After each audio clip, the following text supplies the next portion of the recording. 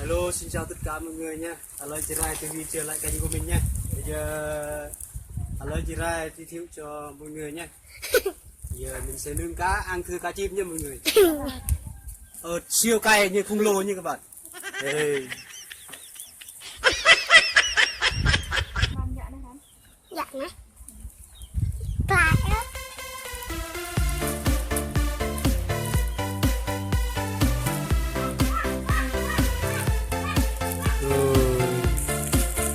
Siêu to khung lồ nha.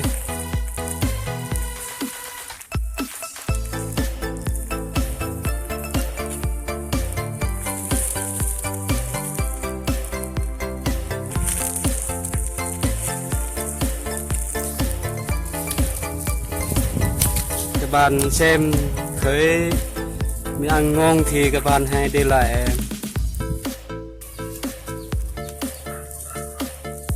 Rồi chín rồi mọi người ơi, chín rồi các bạn ơi. Đây, các bạn thấy phê không ạ? Đây, ớt siêu cay nha các bạn.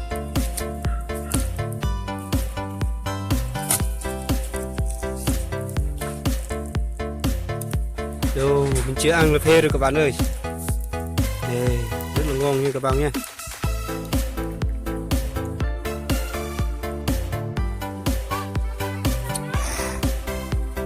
Cay, siêu cay như vậy. Đây, cá chim này nhá. Mình sẽ ăn thưa như các bạn. Cá này rất ngon các bạn. Bạn nào cũng ăn sao thì mình nướng các bạn. Nhưng nó ngon hơn các bạn nhé. Cá chim này.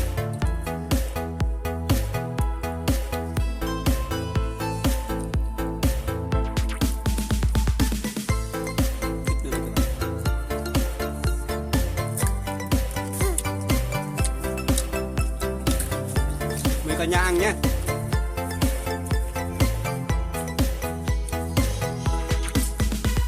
Rồi.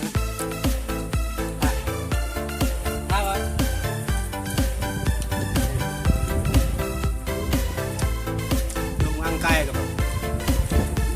Ớt cay không ăn hết này. Mã này hàng.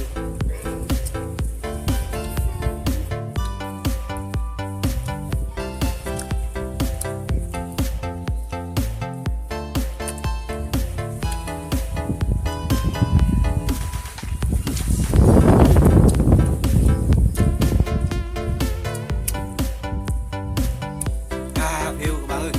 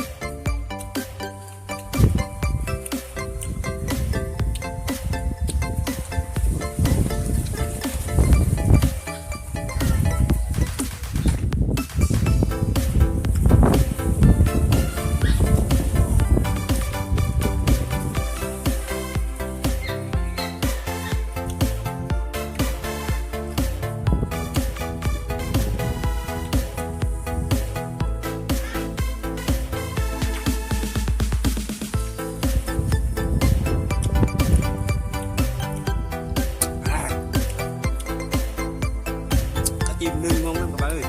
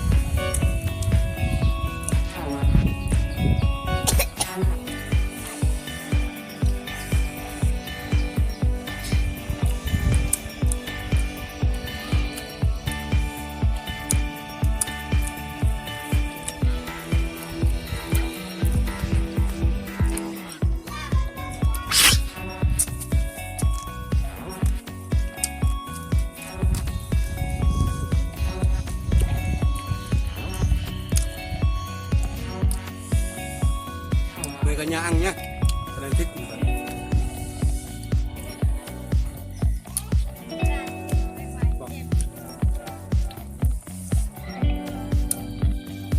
Rất hăng, rất hăng.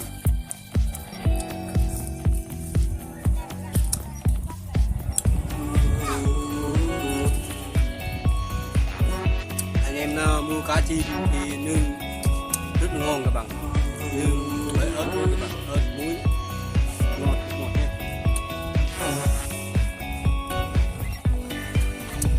Qua là phê không?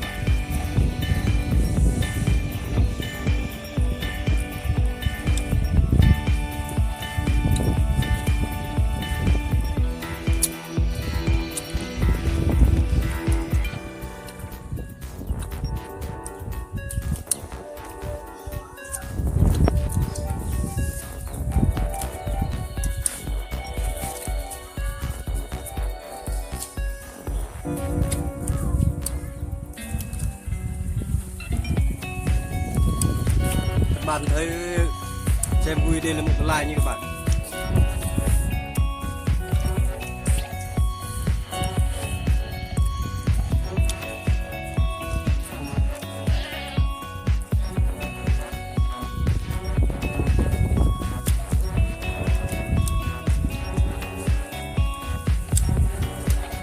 Đây là ớt như các bạn, ăn ớt cũng ngon hơn ngon nha, rất là ngon. Các bạn xem nhé, các bạn xem hãy chia sẻ nha.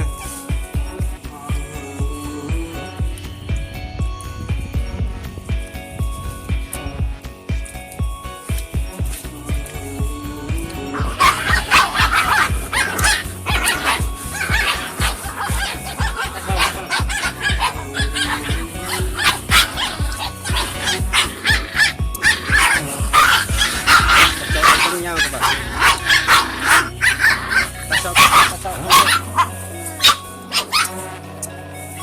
Cá ngon quá bạn, cá này nó ngon quá, con chó nó đang ken nhau luôn các bạn nha. Tới mùi là mùi cá rất là thơm.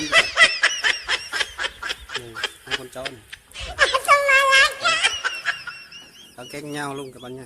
Đấy, khi thì mùi nó thơm quá các bạn. Xem và chia sẻ nha, để một cái like thôi các bạn. Các bạn nhớ theo dõi, đăng ký kênh mình nhé, bấm chuông theo dõi video tiếp theo. Cảm ơn rất nhiều các bạn nhé. Bây giờ mình sẽ dừng clip tại đây thôi các bạn nhé, mình không có gì hơn nha các bạn.